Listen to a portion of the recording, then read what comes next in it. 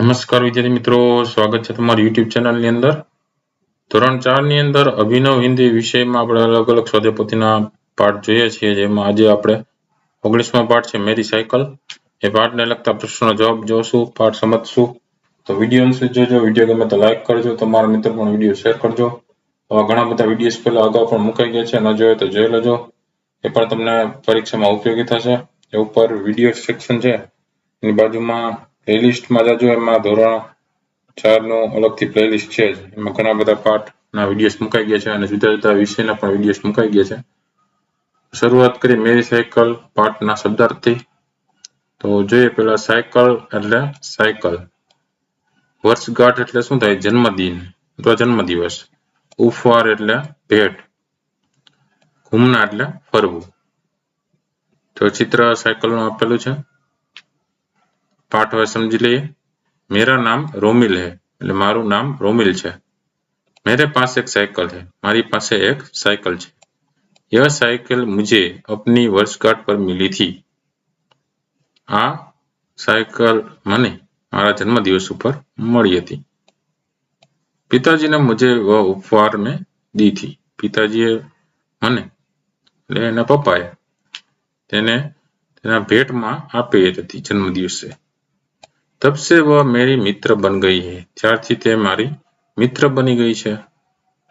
Cycle पर बैठकर मैं स्कूल जाता हूँ. साइकिल पर બેસીને હું સ્કૂલે જાઉં છું, શાળાએ જાઉં છું. स्कूल पर बैठकर घूमना मुझे बहुत पसंद है. साइकिल पर बैठकर घूमना मुझे बहुत पसंद है એટલે સાયકલ પર બેસીને મને ફરવું ખૂબ જ પસંદ છે. साइकिल की दौड़ में मुझे इनाम मिल चुका है. साइकिलની દોડમાં મને ઇનામ મળી ગયું છે. मैं उसे पवन परी कहता हूँ.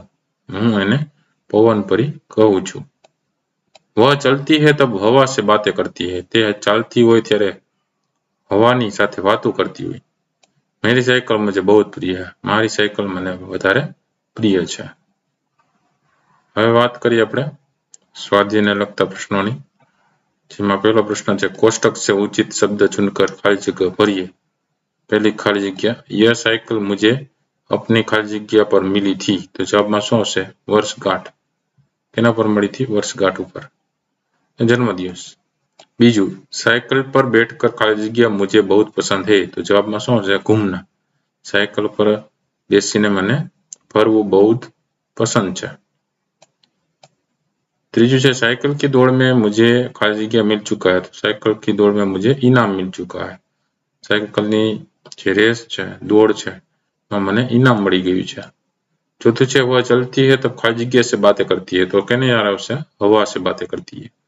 સાયકલ ચાલે છે ત્યારે તે હવા સાથે વાતો કરે છે. બીજો પ્રશ્ન જોઈએ. નિમ્નલિખિત પ્રશ્નો के उत्तर लिखिए. જેમાં પહેલું છે रोमिल को साइकिल किसने दी थी. જવાબમાં લખી શકીએ કે રોમિલ को साइकिल उसके पिताजी ने दी थी.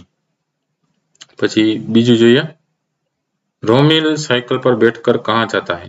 तो जवाबમાં લખી શકીએ रोमिल साइकिल पर बैठकर स्कूल में जाता है. પછી ત્રીજું છે रोमिल ने साइकिल का क्या नाम रखा है.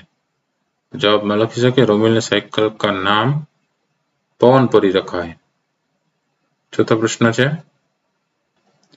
साइकिल कब हवा से बातें करती है.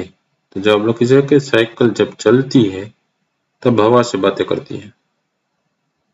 ત્રીજો પ્રશ્ન છે બિંદુઓ को जोड़कर चित्र बनाइए. તો તે બિંદુઓને જોડી દેવાના છે બધાને, એટલે હોડીનું ચિત્ર બને. બરાબર. चौथा प्रश्न निम्नलिखित वाहनों के नाम पढ़िए और हिंदी में लिखिए.